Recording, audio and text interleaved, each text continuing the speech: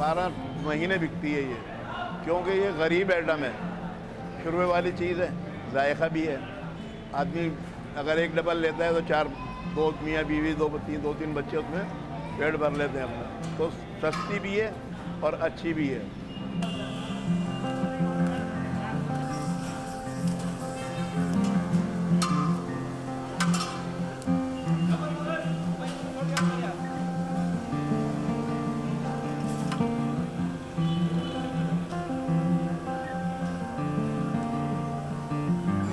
दोस्तों के साथ आते हैं, गेट टुगेदर हो भी जाता है। और आज मेरे दोस्त की बर्थडे भी है, तो हमने बोला सेलिब्रेट करने के लिए आज निहारी खा लेते हैं। तो इस वजह से हम लोग निहारी का नाश्ता करने आए हैं दोस्त की बर्थडे पे।